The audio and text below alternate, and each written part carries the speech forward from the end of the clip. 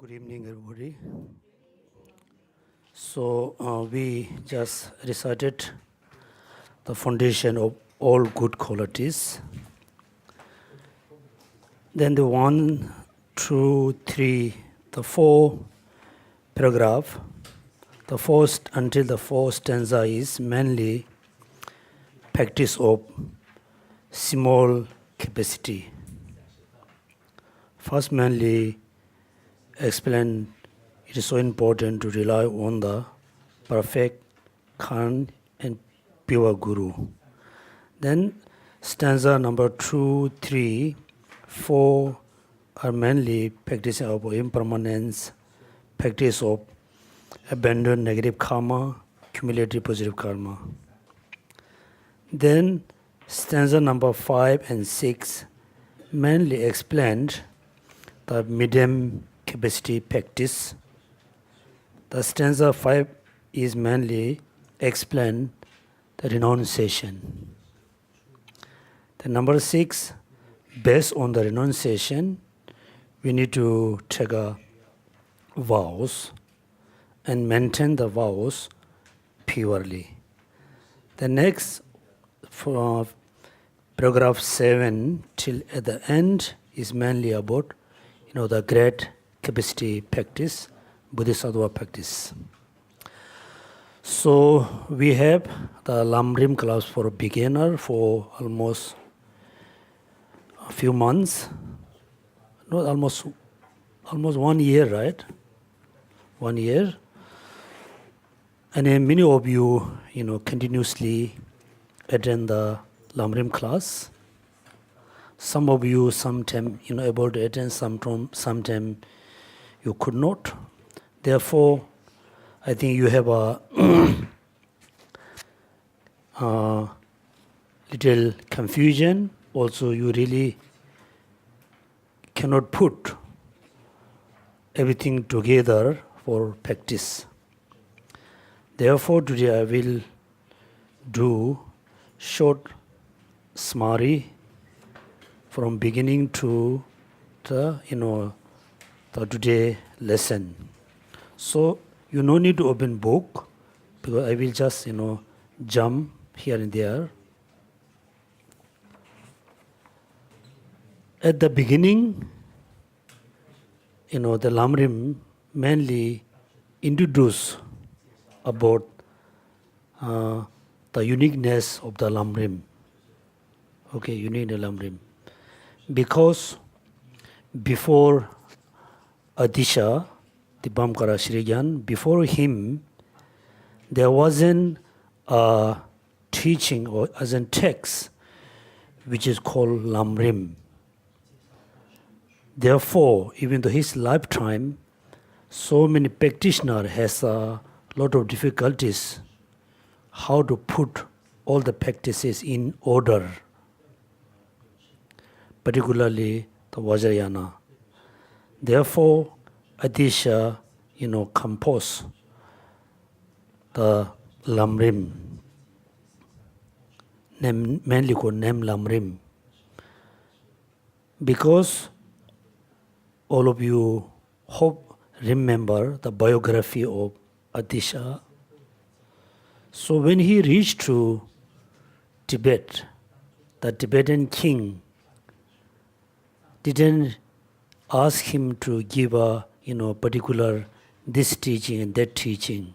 He never asked to give any initiation. He just requests him to give a teaching which is benefit for all Tibetans. Doesn't matter the Tibetan people practice Mahayana, Hinayana, Vajrayana, whatever. They say, please give a teaching which can benefit for all Tibetans. Therefore, then he, summarize all the Buddha teaching, include Vajrayana teaching. He put in order, very easy to understand, very easy to practice. So before he went to Tibet, there was a agreement between the Tibetan people who invited him to Tibet, and I think the Nalanda monks have an agreement. The agreement was about, the sudden, I think, time he can stay in Tibet, that you must bring him back to India. There was agreement. Then, after he reached to Tibet, he composed the Lamrim. Then they sent the copy of the Lamrim to Nalanda. When all the Nalanda master, was reading the root text, the Lamrim, they were very surprised. They were very rejoiced about his effort. All the Buddha teaching, all the meaning of the teaching put together in order, very easily to understand, very easily to practice. Therefore, then they said, okay, I think it's better Adisha can continue to stay to Tibet. That means at the beginning, mainly, introduce the uniqueness of the Lamrim.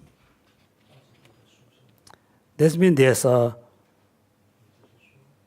4 greatness. I hope you will remember. Then there's a short biography of Adisha.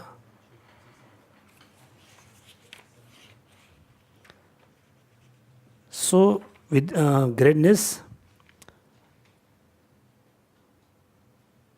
so number 1, I think the greatness of the teaching.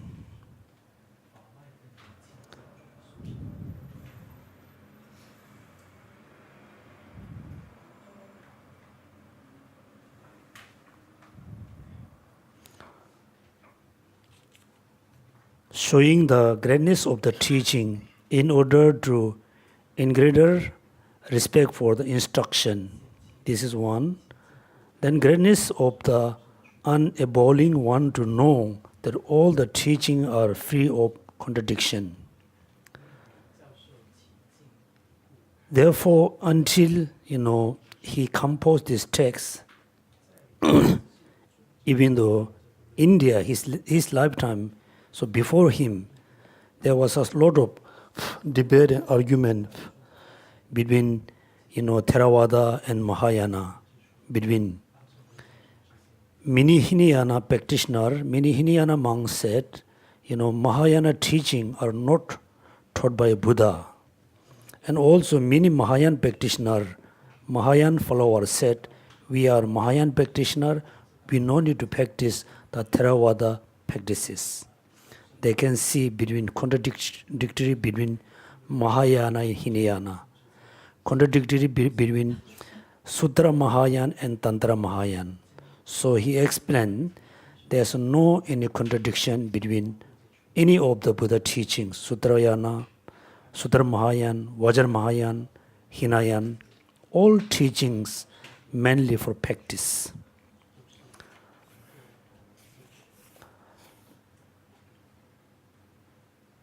Then the greatness of unable one to understand that all of the scripture are instruction for practice. That means all the Buddha teaching, even though there was just single sentence, is mainly for practice.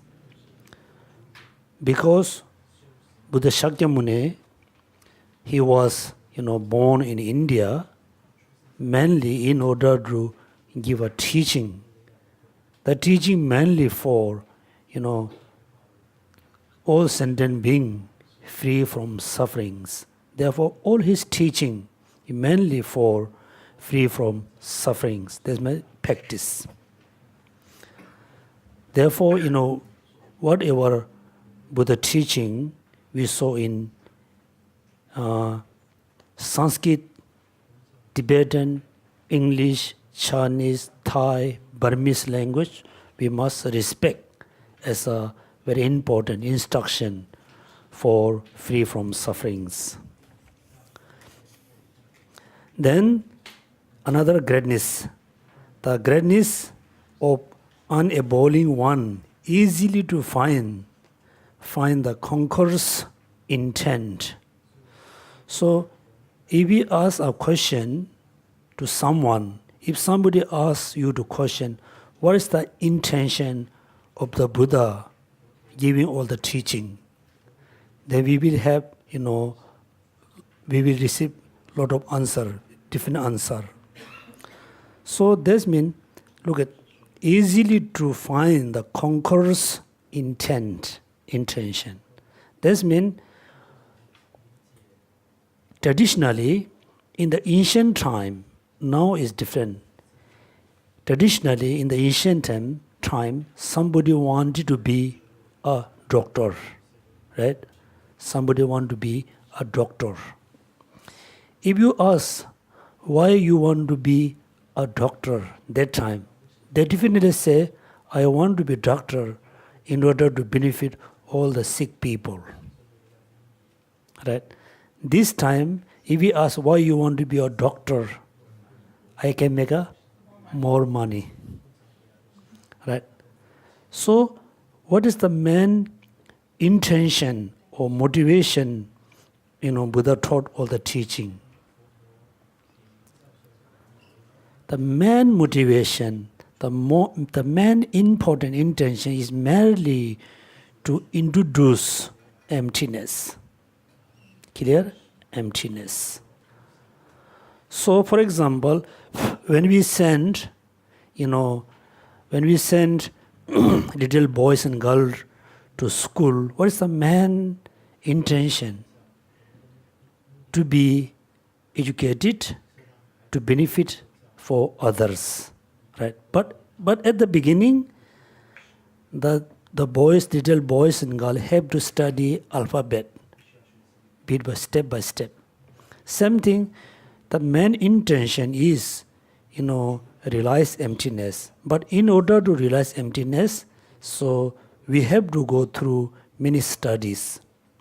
Why the main intention is to realize emptiness? Because all the sufferings arise from karmas, positive or negative karma. All the negative karma arise from afflictive emotions, the negative thoughts, attachment, desire, hatred. Clear? Sufferings arise from karmas, negative karmas. All the negative karmas arise from where? Afflictive emotion.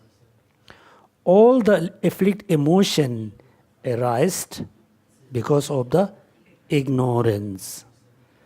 Therefore, if you really wish to free from suffering, you have to be free from all the negative actions. You can be free from all the negative actions if you free from afflictive emotions. If you can be free from all the afflictive emotions once you free from ignorance, right? Ignorance. You can be free, you can be free from ignorance once you realize emptiness, selflessness. That's why whatever Buddha taught, mainly for realize emptiness. So after you study Lamrim, you will understand, yes, mainly intention is, realize emptiness. Then another important, the greatness, number 4, A, B, C, number D, the greatness of unaboliing one of refining automatically from great wrongdoing. Right? So when you study Lamrim, for example, when you study Heart Sutara, only Heart Sutara, then you're not going to refining automatically from the great wrongdoing. When you study Lamrim, you will automatically, stop doing all the, from the great wrongdoing. What does mean the great wrongdoing? Do you remember?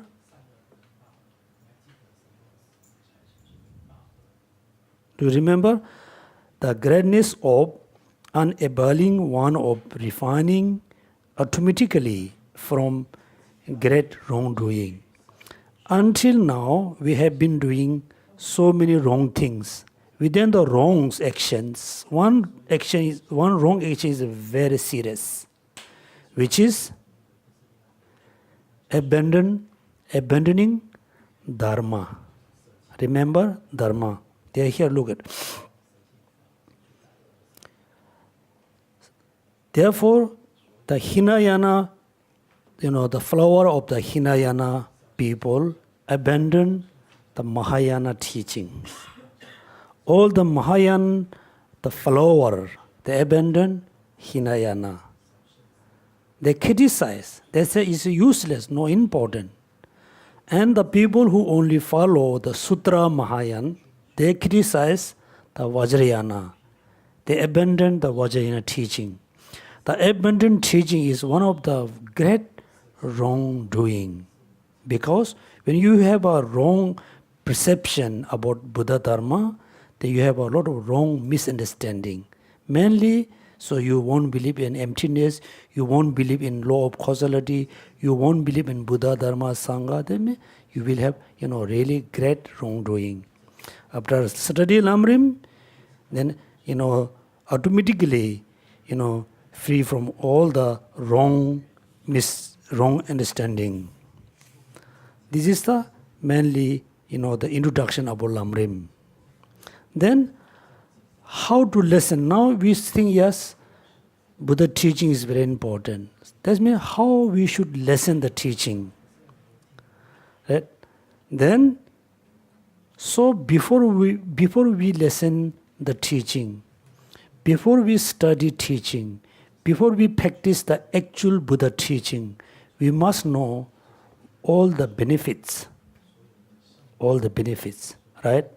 For example, many of you, attend different teaching, but before attend the teaching, you never think it is important or not to attend the teaching.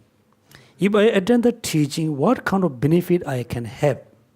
If I don't attend the teaching, what kinds of faults, what kind of disadvantage I have? We never ask this question. So therefore, before we study, before we practice, we must contemplate the benefit of the teaching, the loss of the not practicing of the teaching. That how to listen, contemplating the benefit of the hearing the teaching, then developing reverence of the teaching and the instructor. You must know the benefit of the teaching. Then you must have a respect. You develop respect to the teaching and the instructor, right? Therefore, once you really understand that teaching is so important, then automatically you will have strong respect to the teaching, right? Also, you will have a strong respect to the people, the person who give you the teaching. That means once you understand, I have a serious sickness, then you will see doctor. When you find the good doctor, then you automatically have a strong respect to the doctor. Right? Then, so how actually listen the teaching? So when you listen the teaching, first motivation is so important. You should not think, I'm going to listen this teaching, that teaching, I'm going to attend this class, that class, in order to have a healthy life, in order to have a lot of wealth, in order to have a lot of name and fame, right? So do you know recently one of the very famous Burmese, I think, actress, singer, she became a nun, right? She became a nun, right? Then somebody asked question, why you want to be nun? You are so famous. Do you know the answer? She answered. She said, the beautiful is not permanent. First she said, money is not everything. That means she has a lot of money, but she wants to be a nun because money is not everything. Second, she said the beauty is not permanent.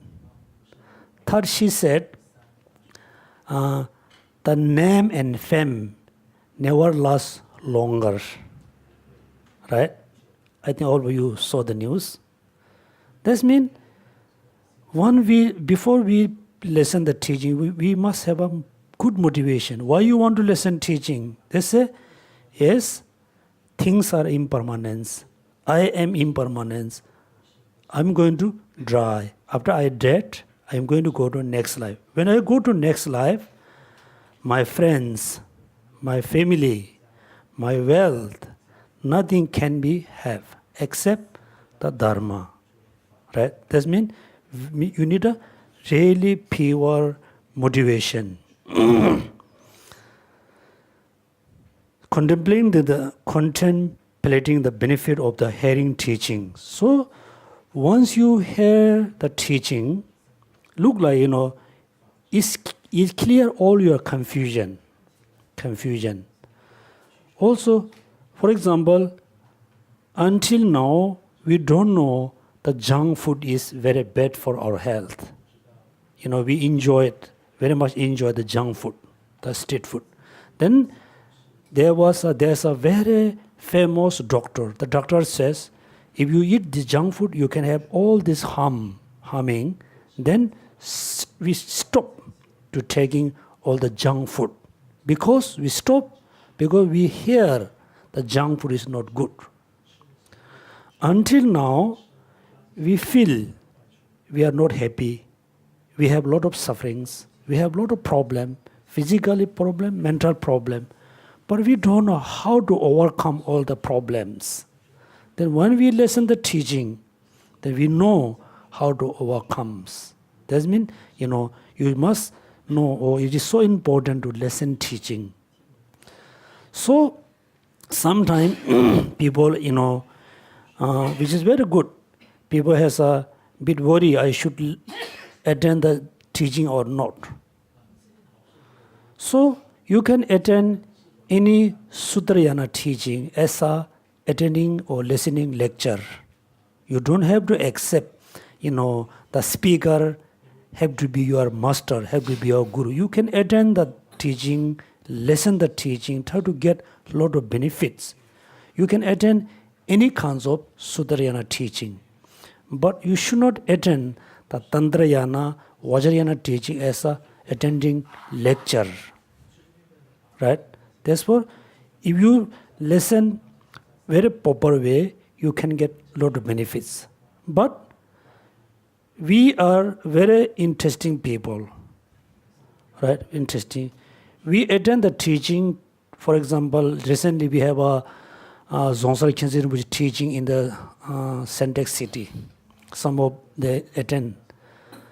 They attend the teaching, they listen his teaching. At the same time, they have a lot of, they criticize. Oh, this no good, that no good. So when you attend teaching, when you listen the teaching, of course, all the teaching, taught by the master, you cannot get 100% benefit. It depends on the master. For example, when you attend, Tibetan master's teaching, the Tibetan master have a very heavy, Tibetan culture. When he give a teaching to Singaporean, when he give teaching in Singapore, he give teaching based on the Buddha teaching, but at the same time, he can give you some kind of Tibetan culture expression. Then you thought, wow, it's very strange. Right? Also, some Chinese master, when they go to India, when they give teaching, yes, mainly he give the Buddha teaching, Buddha Dharma. At the same time, he gives some kind of, Chinese culture expression. Then Tibetan people, how come he's a master? He said this is so funny. Right? Yes. Therefore, when you attend teaching, you just forget all the funny thing. Just take with you the good things. Do you remember the example was given by many teaching? The swan, right? The bird. Swan. So if you, give, milk with the water, you give to the swan can drink what? Can drink only milk. He can make a separate. He cannot, he just drink the milk, not water. Clear? So when you attend the teaching, you just bring with you which is benefit for you, which is good for you. All the junk food that you should not need to take with you. Just forget at the hall. Okay? That means you can have a lot of benefit. Then, when you listen teaching, you have to be free from, remember, 4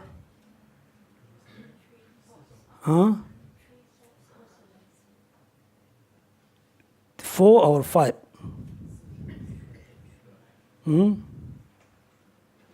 So, okay. Number 1, idea of jewel. So when you listen to the teaching is look like jewel. It's so rare, so important. Also, when you listen to the teaching you is look like eyes. The teaching is rare as a jewel. The teaching is so important as a eyes. The teaching is, illumination. When you listen to teaching, through the listening of the teaching, it can expel the darkness of ignorance, idea of illumination, the idea of great benefit, the idea of being beyond reproach. So, when you listen teaching, you must know this is so rare, so important as a jewel. It is so important as a eyes. It is so important as a illumination, so and so. Then, so when you listen teaching, also you must know, the time. Listen at the appropriate time, showing homage, showing difference. That means it's not important. Next, abandoning the 3 faults of the vessel. Now, let's say, okay, you fully understood the benefit of listening teachings, right? So when you listen to teaching, you think the teaching is so important as a jewel, as a eyes, as a illumination. Now you are actually, attend the teaching. So when you attend the teaching, you must be free from, do you remember 3 faults? You completely must be free from 3 faults. What are the 3 faults? Upside down, leaky bottom, then, upside down, being dirty, then leaky bottom. 3 things. But when you listen teaching, you listen very carefully. Focus on the teaching. But this day, one hand, hold phone, click, then listen teaching, again click, you cannot focus. That's why, because do you remember, you just focus on the teaching. That time, when you attend teaching, you're totally free from all other activities. Only one activity, which is listen the teaching. Also, when you practice Dharma, in your house, in temple, when you practice Dharma, you can sit in the corner of your house, or if you have a separate room, you just sit there. That time, you're completely free from all other activities, only practice. You should not bring your phone with you. Once your phone is with you, you always remember texting, receiving text, so and so. Therefore, always be free from all other activities. Just focus your lesson and teaching. Just focus your practice. Doesn't matter, 10 minutes, 20 minutes, you just focus. Right? That means you really need to focus. Should not be, being upside down. So upside down, you remember the example. Then, being dirty, right? Dirty. Being dirty. Do you remember what does mean? bad motivation. Bad motivation. That means, yes, you are not really, upset on thought. You really fully focus the teaching. But before you attend the teaching, if you have a wrong motivation, the teaching cannot be benefit. Yes, at the beginning, before you attend the teaching, you have a good motivation. But while you are listening to teaching, still you have some kind of bad thoughts. The teaching cannot be benefit. Need a pure motivation. Then, leaky bottom. Yes, you fully focus. You have a good and a great motivation. But if you are very forgetfulness, then again it cannot benefit, right? Cannot benefit. Therefore, fully focus with a good motivation, with a good memory. Good memory.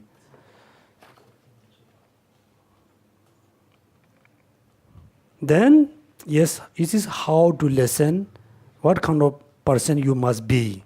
The next, another important, when you listen the teaching, when you practice the Dharma, you rely on the 6 ideas. Remember 6 ideas. Number 1, 6 person. Are you looking Lamrim or are you really saying? Huh? I am really, impressed. I thought, oh, my study partners are really good.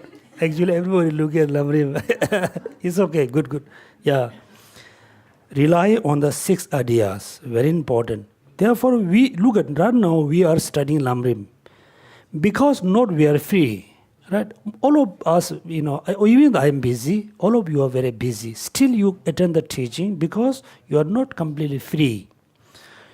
You are not completely jobless. Right? So you attend the, you attend the study Lamrim class because we have a, proper kind of motivation. 6 idea. Number 1, thinking of yourself as a sick person. Number 2, instructor as a doctor. Number 3, so medicine. Number 4,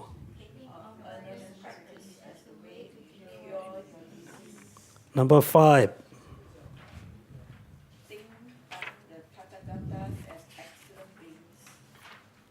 number 5, excellent being. Number 6, long time. Look at now. So you don't have to remember all the words. That means why we need to listen teaching, why we need to study teaching, why we need to practice Dharma. Because we are sick person. We are sick person. How long have you been sick? How long? Since we born? Oh, it's very short time you are sick. Since beginning less time. Look at. So what kind of sickness do you have?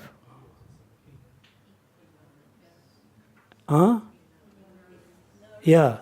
Sickness of ignorance, anger, attachment, desire, all the negative thoughts, all the bad thoughts are sickness, sick for many, many years, beginning less time. Now look at, if somebody, punch you, we feel hurt, is hurt. That time we have a very unpleasant feeling. When anger arises, look at, very simple idea, I think everybody have experience. We, all friends or family having nice dinner, nice breakfast, having nice lunch. Suddenly somebody make you angry. You get angry, then all the pleasant environment has gone. Right? Gone. Therefore you must know, anger is more worse than the serious cancer sickness. Doesn't matter how much the cancer is serious. It can take only this life. It can harm only this life, right? Next life, you can be free from that cancer. But we cannot be free from all the sickness of afflictive emotions. Anger is sickness, desire sickness, attachment sickness, because it makes us very unhappy. That's more always think, I am sick person, I am sick for millions of years. Now is the right time to free from this sickness. The number two, thinking of instructor as a doctor. Right? That means, look at Buddha Shakyamuni, we take refuge to Buddha as a guide, as a doctor. Right? Even though when we have a simple sickness, we need to ask a doctor. Right? Even though nowadays, when you buy medicine, all the instruction is there, but we really not sure we should take or should not take. We ask doctor, we see a doctor. But our sickness is very serious. You cannot take, the Dharma teaching very easily. Therefore, you need to rely on a doctor of the teacher, and the teacher, doctor. Why? Because when you get angry, yes, we can simply say you can practice compassion, right? But when somebody, for example, Sonam say, we request to Geshe, request to Geshe turn wheel of Dharma. I cannot turn wheel of Dharma. I cannot really give teaching independent. I cannot give teaching freely. I just read all the books and make a copy. I give you copy. Because I really don't know your, mental disposition. I really don't know what kind of emotion you have. Which emotion is stronger? So which emotion is very serious? Therefore, Buddha Shakyamuni, all the Buddhas knows exactly what kind of, sickness I have. I have so many sickness. Within the sickness, first must cure this disease, that disease. Right? Doctor. Instructor as a doctor. Therefore, we must take refuge into Buddha as a doctor. Now, due to our negative karma, due to our unfortunates, we didn't, really met, the Buddha. Buddha Shakyamuni was born a few thousand years ago. Then he passed away. We didn't have a time to see him. Now, between Buddha and you, who are so important? The Guru, the Master, the teacher, so important. Because Buddha already passed away. The Gurus know all the instruction he can pass to you. The number three, instructors' explanation as medicine. Right? All the Buddha teaching, all the teaching taught by all the masters look like medicine. Medicine for what? Sickness of emotions, sickness of ignorance. Number four, cure your disease. Right? So I said many times, yes, we attend many teaching. We attend, many classes. We have all, long list of the teaching. I received teaching from Dalai Lama. I received teaching from, that Rinpoche, this Geshe, this Sifu, this. You have a long list of teaching. That means you have a long list of medicine. Right? So, yes, you have a long list of medicine. That means you bought all the medicines. Right? You already bought all the medicine. But you haven't taken all the medicine. Maybe you take in the morning, then you forgo afternoon, evening. Right? Therefore, all the teaching, all the instruction, which is you receive from, different gurus, different master, you must practice. You must eat the medicine. Then the sickness of emotion can be cured. Right? This means 6 idea. Number 5, thinking of the Tathagatas are excellent being, right? So let's say you have all the emotional problems, you have all the sickness. How you can cure the sickness? You can be cured the sickness through practice of Dharma. How I can, receive, how I can have the perfect, excellent teaching. Then you can have the excellent teaching from all the Tathagatas, all the Buddhas. Why Buddha is so excellent? Why not, he or she is not excellent? Why the Tathagata is only excellent, not other beings? Why? Why? Perfect, excellent is same meaning, right? Why Buddha is excellent? Why Buddha is perfect being to teach Dharma? Because before he become Buddha, very good, before he become Buddha, he listened all the teaching. He himself, or her herself, go through all the practices, through experience. Finally, he eliminate all the negative thoughts, all the emotion, he completely free from suffering, cause of suffering. He completely free from all the ignorance, confusion. He has a right thoughts to give a teaching. That means Buddha always excellent. Number 6, which the teaching will endure for the long time. Look at now, it come last, right? That means once you know the teaching is so important, that you always wish the teaching be long, endure for long time. Right? Therefore, look at within the 6 branches practice, 7 sublime teaching. There's a thorn wheel of Dharma. Right? Then, how to explain the teaching, both the teaching and the authors. So also, how to teach. That means, yes, you fully know Dharma is so important. You free from all the 3 faults. You have the 6 ideas. Now you are attending teaching. That the master, how teach the Dharma? The master. That means the master, the guru, must have again a right motivation. Therefore, then he explain, the qualities of the teacher. Right? Quality of the teachers. So within the qualities, very kind. Kindness is so important. The teacher or guru must be very kind. If very kind, very honest, then none of the guru and teacher can deceive you.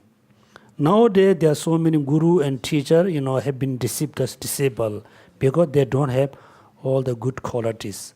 So before you accept someone as your guru or your teacher, so before you know the qualities, before you know the the condition, you already accept someone as your guru. Later then you notice he or she is not the qualified teacher, then there's a lot of problems. So if you really wish to accept someone as your guru, you must know the quality of the gurus. Mainly kindness, honest, knowledgeable. Knowledge. The teacher must have a complete knowledge about Buddha Dharma. Right? Do you remember I said the Buddha teaching is look like with the 3 corners. 3 corners. We have the Theravada practices. Therefore, many Sri Lankan people, Thai, Burmese, Cambodia, many Buddhist followers, they can see only one corner, which is the Theravada practices. Then within the Mahayana, there are so many Mahayana followers, they practice only Sutra Mahayana. Sutra Mahayana. Also, they can see only one corner. They cannot see 2 other corners. Then there was some practitioner only study, practice Vajrayana path. Also, they can see only one corner. They cannot see 2 other corners. So in order to teach Buddha Dharma, In order to, practice completely Buddha teaching, we must have three corners. We must have a good, perfect knowledge of the Theravada practices. Clear? Theravada practices, which is mainly Four Noble Truths, dwelling interdependence, Eightfold Arya Paths. It's very simple. These are very important, like a foundation. Foundation. Clear? Foundation. Then, top of them, based on the Theravada practice, then you can practice Bodhicitta, Bodhisattva paths. Two corners. Then last corner, the Vajrayana. If you study, practice only the Theravada and Sutra Mahayana, if you cannot practice the Vajra Mahayana, Sutra Vajrayana, Sutra Mahayana or Tantra Mahayana, then also there's some problems. Therefore, when you accept someone be your teacher, the teacher must have these three knowledge. Theravadas, Sutra Mahayana, Vajra Mahayana. Therefore, when somebody asks you advice about practice of Dharma, if somebody asks you a question about Dharma, you have to be very careful. You must give the right answer. In order to give a right, good answer, you must have the three knowledge. Right? Three knowledge. Otherwise, you cannot give, the teaching. This means the master must have a complete knowledge. Knowledge about Theravada practices, knowledge about Sutra Mahayana, knowledge about Vajra Mahayans. Right? Knowledge. So not only have knowledge, the guru, the teacher must be very kind, very loving person, very honest or quality. These are the quality of the teachers. You must know the quality of the teachers. Then, next, do you remember the quality of disciples? Right? Yes, the guru has a complete knowledge, very kind, very honest. If you are not the good student, if you are not good, disciple, again, you cannot get all the benefits. Do you remember the quality of the disciples? How many qualities? Two. What are they?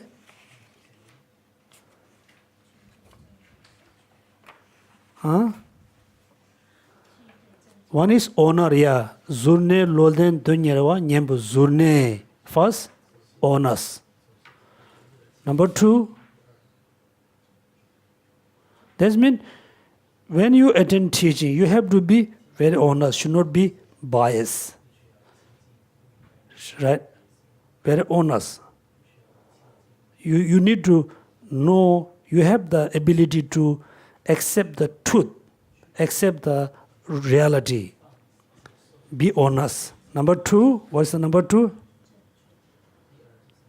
Number two?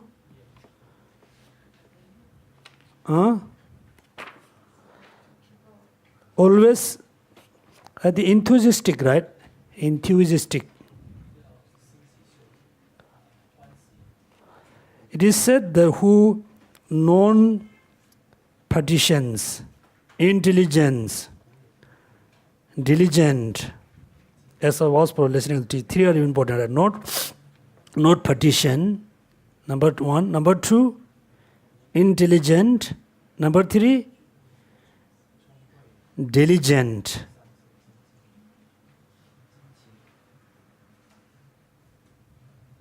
You can see page number 75.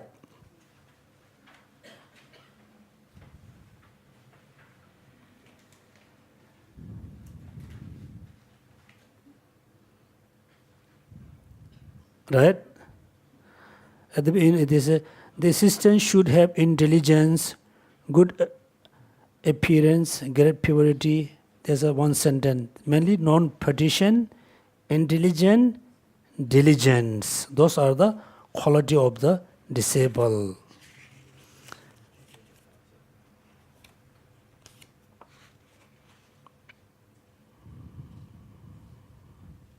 That means, yes, you found, the teacher who has all the qualities, qualified teacher. Also, when you study yourself, you found you have all the, qualities. Then the teacher is the right teacher, the disciples are the right disciple. Then, next, how should you rely on the teacher and guru? Right?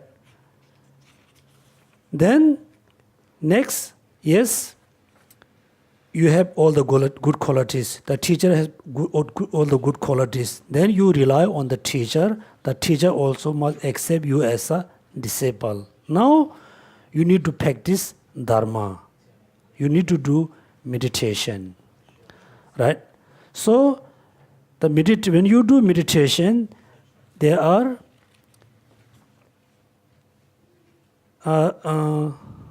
meditation session.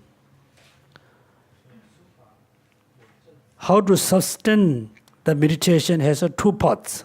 The actual way of sustaining the meditation, refuting the misconception.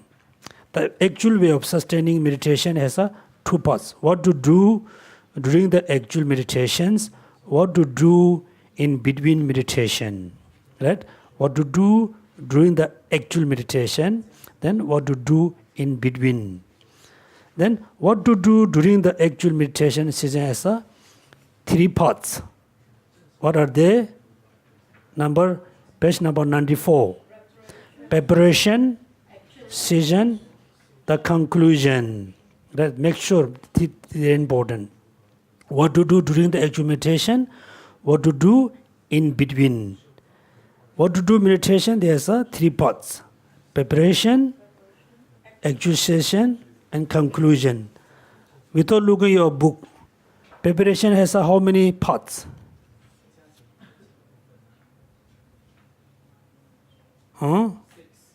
Six, right? 6. What's the number 1? Clean well the place where you are staying and neatly arrange the preparation of the Buddha's body, speech, and mind. That means wherever you do practice, in your house, in a corner, in the the temple, whatever, must clean the place, right? Clean the place. Then you must set up the Buddha, representative of Buddha body, speech, and mind. So when we say clean the place, it has two meaning. Clean the place where you stay, the room. Second, clean your mind. Make sure you have a pure motivation. You have a good motivation. Then, preparation of the Buddha's body, speech, and mind. That means the Buddha statue is the symbolic of Buddha body. All the Buddha teachings are symbolic of the Buddha speech. Then we have a particular stupa, we call Kadamba stupa. Is a symbolic of the Buddha mind. That means when you put altar, if there's an order, first body, Buddha stupa, then teaching, top of then you can put the stupa. If you don't have, like, what do you call, steps, center, you put on the Buddha statue. On the right side, you put the teaching. On the left side, you can put the stupa. Or if you have a lot of, Buddha statues, picture, at the center, always put Buddha Shakyamuni. Then around, you can, there's you really don't know much about the order, because we have the Buddha statue of the Charya. Do you remember the 4 classical Tantrayana? Do you remember? 4 classical of the Vajrayana teaching. Action Tantra, then Action, Tantra? Yeah. The second one? Huh? No. No. First one. Action, Jagyu. So anyway, because when you look at Buddha's statue, you must know this Buddha's, this Buddha include this group, that group. Then you can put in order. So you can do as a, research. Preparation. Number 2. Number 3, obtain offering without deceit and orient them beautifully. Then you can, set up all the offering, set up the comfortable cushion. Then you know how to sit on the sitting position. Then you can do meditation. So when you do meditations, fully focus the chosen object. Free from, do you remember 2 obstacles? Laxity and excitement. Laxity and excitement. For example, when you do meditation, number 1, you need to remember the object of meditation. For example, let's say, today we're going to meditate on the Buddha statue. Before you fully focus, you open your eyes, you look very carefully, have the image of the Buddha statue in your mind. So when you do meditate on the Buddha statue, you must see clearly the image of the Buddha. That means focus. Focus. When you try to focus, you have 2 problems. One, excitement. One is laxity. So excitement means when you fully focus, suddenly your mind has gone somewhere. Excitement. Laxity means when you fully focus, first you can see very clearly. Slowly it becomes very dim, then foggy. At the end, you cannot see anything. Dullness. These are the obstacles, right? So what are the antidotes of these 2 obstacles? Alertness and awareness. Alertness and awareness. You must aware. You fully focus the object. Alertness means you must notice, yes, the dullness is coming, excitement is coming, laxity is coming. That means you are a bodyguard of the very important person. When you are a good bodyguard, you always look. You need to watch the person who is going to guide, right? You're going to guide Mr. A, you are looking at Mr. B, is no good. You always watch the Mr. A. You watch him. At the same time, make sure nobody coming in. Nobody, doing some strange thing. That means you fully focus, then aware, you fully absorb the object. Alertness means make sure something happen, you must recognize. If you have this mind, then you can have a good meditation. This is a actual meditation. In between, what you should do? You meditate for 20 minutes. Then you have another 20 minutes for resting time. What do you do in between? Check your email, WhatsApp, Facebook, right? Yeah, no, I do. I also do. I say we, in between what we do. Drink coffee, then check your WhatsApp, Messenger. But if you really serious practitioner, yes, let's say this morning, I meditate on impermanence. Let's say 6 to 7. Then 7 to 8 is a resting time or tea break. What we must do from 8 to 9, what we must do? Yes, you must read a book. You must read Sutra or Vajrayana. But the books, the content must related to your meditation. Morning you meditate on impermanence. In between you must read book about impermanence and death.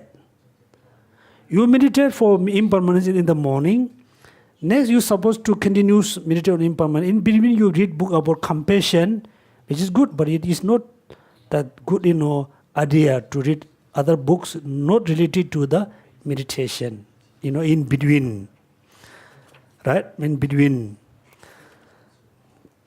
This means how to meditate. Then, so when you listen teaching, then you remember the 6 ideas.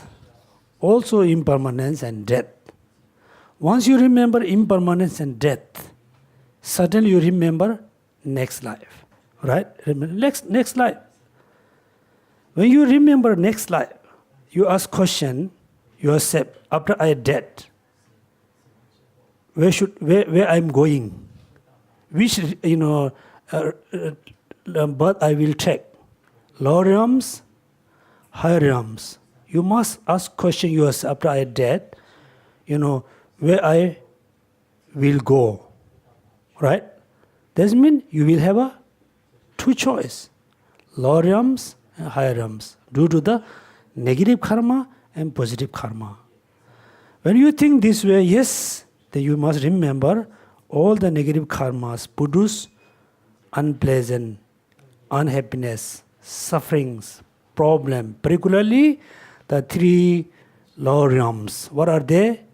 Hell, hungry ghosts, animal realms. You just imagine. Right now, we are in Singapore. We already have a breakfast, lunch. Oh, I think before dinner you already have snack or coffee, tea. But we are very worried about hungry and thirsty. If we dead today, tomorrow we take a rebirth in the hungry realms. There are no coffee, no food, no noodle, no pasta. You cannot get any food for many years. Imagine this kind of suffering, then you feel scared about the negative karma, right? Negative karma. When you scared about negative karma, what would you do? What we should do? We should not engage in any negative actions. We should not accumulate any negative karmas, because negative karma produce all sufferings and problem we don't want. All positive action produce positive result, happiness, pleasant, good thing. I want happiness. I want pleasant thing. I need a good thing. I want to accumulate only positive karma, not accumulating negative karma. You really need to feel scared about negative karma. Then, next life, there's sufferings. Then, when you think this way, finally you will notice, yes, if I accumulate only positive karmas, right? If I accumulate only positive karmas, you will take a rebirth where? Only higher realms, desire like human, and form and formless realms. But still where you are, where you will be still in samsara. That means you are released from TBC. TBC look like prison. Okay? I release you from TBC. When you go out, still you are in Singapore. Right? Or you are able to escape from Singapore, where you will Malaysia or Indonesia. Still you are in samsara. Doesn't matter how long you run away from TBC. Still you are in samsara. Doesn't matter you are in a human life, form or formless realm, still you have a suffering, aging, and death. You never ever able to escape from the suffering and samsara.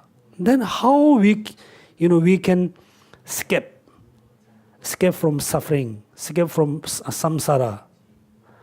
Rely on the Buddha teaching, practice teaching. That means now you can realize, yes, in order to free from suffering, in order to free from samsara, I really need a perfect guide, which is Buddha. I need a perfect methods, which is Dharma. I need a perfect friends. We can so Dharma friends. Dharma friends.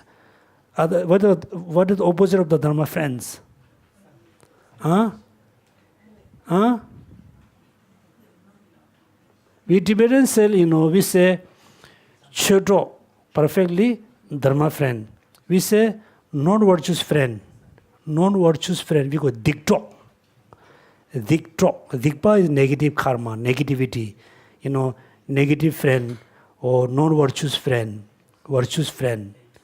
That means, after you fully understand, doesn't matter how much positive karma I have accumulated, still I will be in samsara. I never be free from suffering. I never be free from, cause of suffering. If I fully rely on Buddha, listen his teaching, practice his teaching with a perfect Dharma friend, then you will be free from suffering. That's next, then you will have to take refuge into Buddha, Dharma, Sangha. Right? So before you taking refuge or believe into Buddha, Dharma, Sangha, you must know, the suffering is completely, samsara is completely sufferings. No happy, never happy. Then taking refuge. So also, before you take refuge into Buddha, you must know the quality, the quality, right? Quality of the Buddha, quality of Dharma, quality of Sangha. Also, you must know, the benefit of rely on Buddha, Dharma, Sangha. The disadvantage, right? Advantage of the Buddha, not rely on the Buddha, Dharma, Sangha.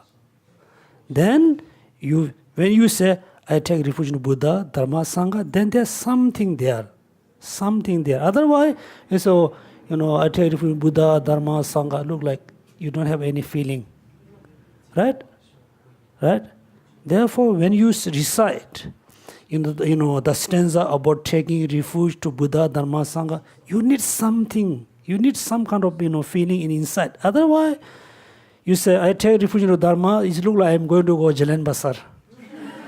It's same thing. You don't have any feeling. You don't have the feeling because you don't have you cannot see the falsity of the sufferings, falsity of the, samsara. If you really saw, that means when you know, my sickness is very serious, then when you say, I'm going to see doctor, you are very peppered. When you see doctor, you are very happy. Otherwise, you are very, you don't have particular feeling. That means taking refuge Buddha, Dhamma, Sangha based on knowing the falsity of sufferings, falsity of the samsara. Then, after you fully has taken refuge in Buddha, then you must know the precept. Remember, after you has taken refuge in Buddha, you should not take refuge to the worldly God. The worldly God. Right? As a Buddhist, we are Buddhist. If the person is Buddhist or non-Buddhist is differentiated based on the taking refuge. So when you take refuge in Buddha, you should not take refuge into worldly gods. Still, you can ask helping. You can make a request to give some kind of benefit. But taking refuge, asking helping is big different. Do you remember when you have problem, you can see doctor. You can ask helping from the doctor. You can ask helping from the police and so. But you are not taking refuge to them. After you taking refuge to Dharma, what are the what is the precept? Remember? Huh? Look at what is the precept? Yeah. And then the precepts of refuge or Sangha is not to stay with No, Dharma actually taking refuge into Buddha, then there's you should do, you should not do. You should not take refuge into worldly gods. You should respect all the Buddha statue, thangka, painting as a holy object. After taking refuge into Dharma, you should not disrespect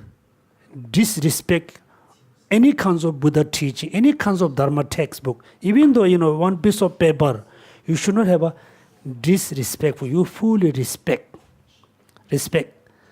And also you should not harm any sentient beings.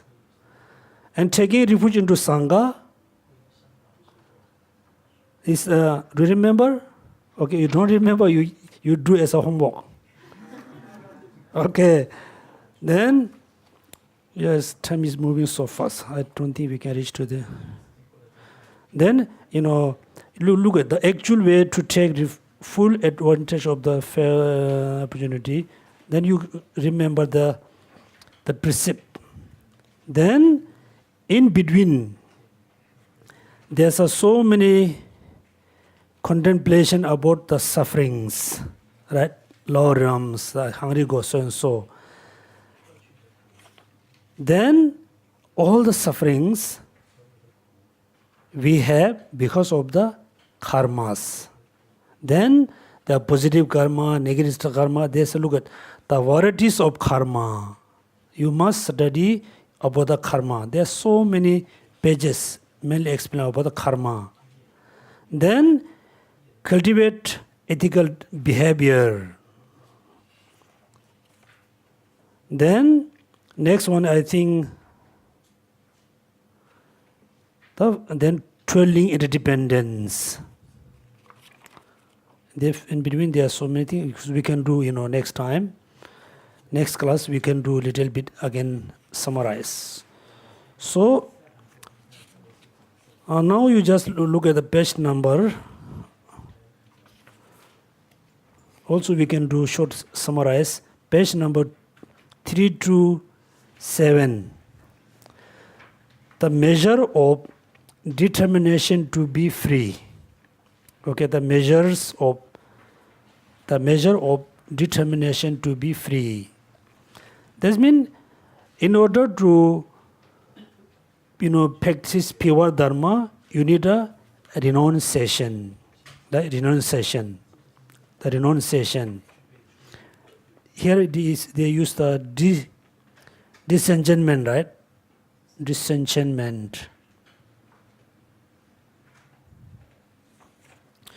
So, the symbol samsara is look like burning house, right? So, if you stay in the burning house, you are fully suffered. You have a lot of sufferings. Then what do you think? You should think, I must run away. I must escape the burning house. When you think, I must run away, you really think depth of your heart. You're really thinking from depth. You are not just saying, you really have a strong, intention to run away from the sufferings. Then there's a superficial determination. If your determination is superficial, everything becomes superficial. If your determination is very serious, everything becomes very serious. Then, dispelling the misconception. That means, in order to practice pure dharma, you need to generate renunciation. The renunciation means you need disgusting, right? Disgusting with the samsara. Then somebody said, it is okay, the Hinayana practitioner can develop the disenchantment or renunciation, but Bodhisattva should not generate renunciation. This is the misconception. Here we need to know very clearly, the Hinayana practitioner, the Bodhisattva, both have a renunciation. They both have a renunciation. They know ignorance is very bad. All the negative karma is very bad. Suffering is very bad. I want to be free from ignorance. I want to be free from the karmas. I want to be free from emotions. But still, I'm happy to remain in the samsara. Bodhisattva, right? I'm very happy to stay in the samsara to benefit all sentient beings. Because Bodhisattva always wish to remain, always wish to take a rebirth in samsara because of compassion. Bodhisattva will be free from suffering, will be free from cause of sufferings because of the realizing emptiness.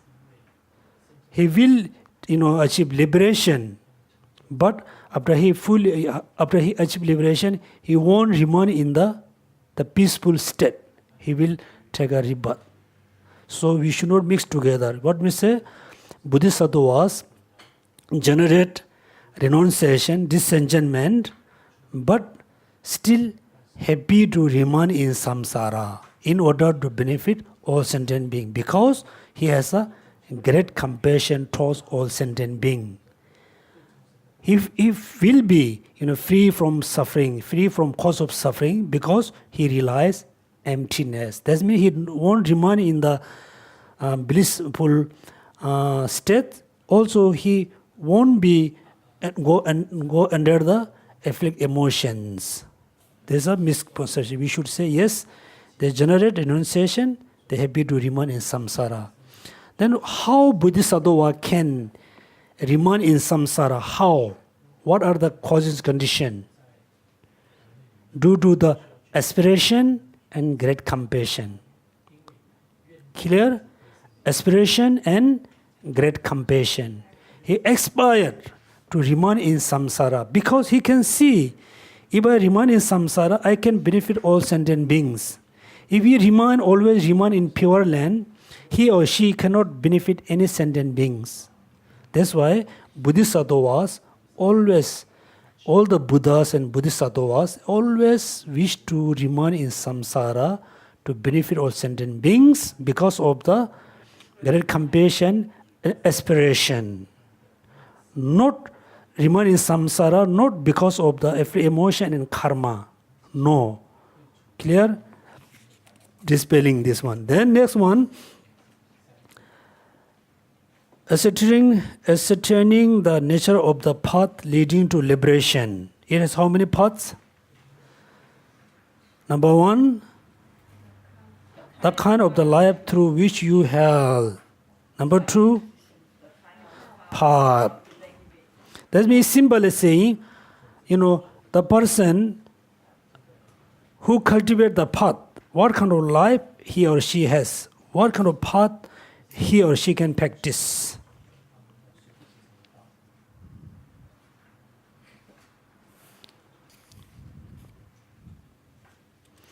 So just please turn page number 334. The expression, the northern children, right? In the between the paragraph. Can you see? Yes. Expression, the northern children is a nice way. Is to be understood as follow. In the northern, in the north, so we're talking about mainly in Tibet. But you don't have the roasted barley here. It's talk about in Tibet, particularly the north. The roasted barley flour is scarce, very important, and consequently, the inhabitants eat small amounts of turnips. Turnips mean radish. Once there was some children there who, being hungry and wishing to eat roasted barley, right? They have been eating what? Radish, have been eating. But the child really wished to eat the roasted barley flour. Asked their mother for food. Since she had no roasted barley flour, she offered what? Fresh turnips, which they refused. Who refused? The children. Their mother offered what? Dried turnips. But they did not want they either. So then what? Then she gave them cooked turnip. But they turned this down as well. Then finally what? She offered them frozen cooked turnip. Whereupon they turned away with the great feeling of nurses' exclaiming. Everything is turnip, right? The children say, I don't want to eat. Whatever you offer is turnip. That means the children totally disgust with the Radesh. Don't want to eat anymore, right? That means whatever we see around, whatever we feel around, whatever we have been doing, everything have to be look like turn up. That means since you study Dharma, when you see beautiful object, you must think, is nature of suffering. When you see beautiful person, is it a samsara. When you receive, beautiful object, again in samsaric things. You should have a sense of renounce with everything. Then look at next one. Likewise, with respect to the whatever worldly happiness is sin, heart, or remember. You must as same feeling thinking. This is the world. This means this is samsara. This also is the world. Everything is suffering, and I want nothing to do with it. Right? If you have this kind of mind, then we can say, you have a renunciation. You fully renounce with everything. For example, somebody, argue with you. You should not be angry. You should think, it's the samsaric things, right? Can you think this way? Yes. Okay. Then when you say beautiful things, what you need to think? It's look beautiful, it's impermanent, it's still in samsara, right? Can you think? Yes. Okay. If somebody offer you $1 million, can you say, samsara I don't want? And you said take mean still attachment. If you have this kind of mind, if you're able to say I don't want, then you are really good practitioner. Right? Look at this means if you have this kind of mind, if you are really serious practitioner, okay, in your mind you have only one objective, which is liberation, Buddhahood. Right? Liberation, Buddhahood. You are just thinking achieving Buddhahood, be Buddha. Then everything become meaningless for you. Somebody praise is meaningless. Somebody argue, meaningless. Somebody offer you beautiful things, meaningless. Right? Somebody offer you ugly things, meaningless. That means in order to, when you have a renunciation, you must have this kind of thoughts. Then another important is here the kinds of life through which you have existence. In order to practice pure dharma, what kind of life you must have? Then next sentence, page number 335. The kind of life through which you held second existence. First, can you read? To be born with the wrong views or without a conqueror's word, or are animals, hungry ghosts, hell being, uncultured person in the barbarian region, stupid and mute person, deity of long, and then affected by one of the 80 faults at the condition is the leisure. That means when you have this kind of condition, if you have a wrong view, if you don't have, but you have there's no Buddha teaching, then you cannot practice Dharma. These are the obstacle for teaching practice of Buddha Dharma. You must be free from all of them.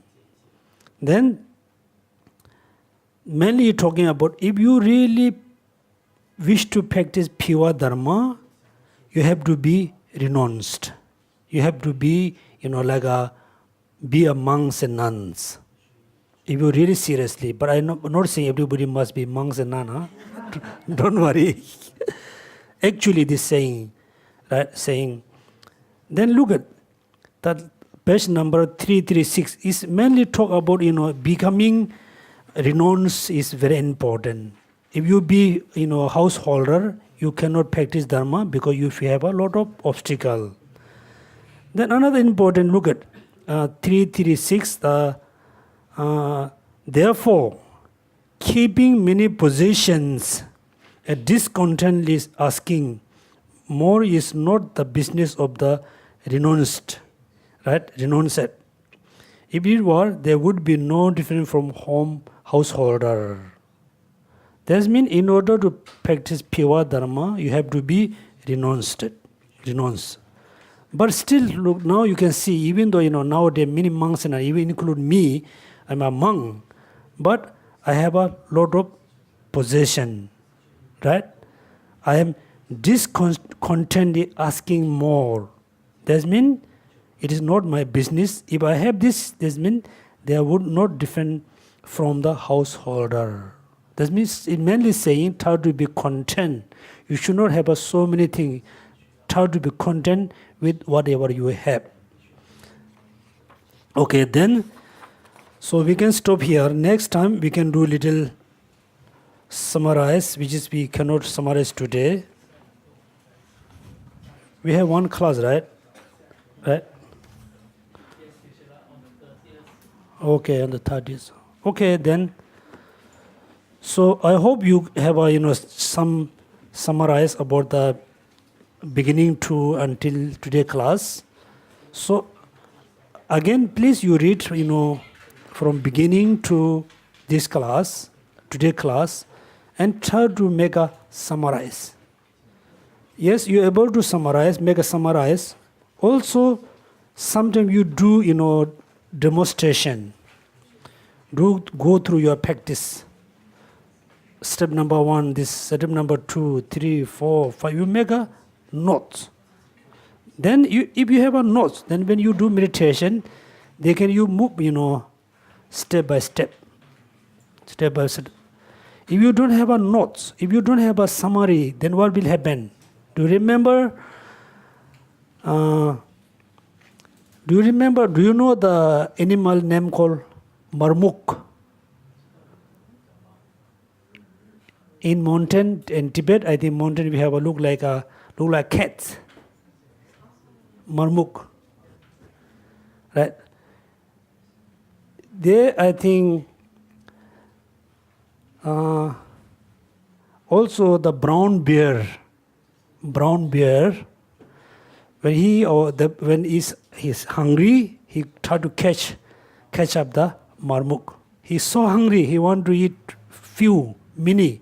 He catch one, didn't eat, he just put under the box. And try to catch someone, which is caught before, run away. Okay, then catch one, put under, catch someone, try to, other one run away. At the end, he doesn't have anything. So this means our study won't become like that. Because we move chapter by chapter, then the previous chapter won't be forget. Should not be look like the brown bear catching the marmot. Okay?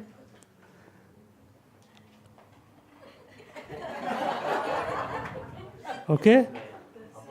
You also, everybody, I cannot say someone is really superior and someone is not superior. Everybody is very similar. Okay, thank you.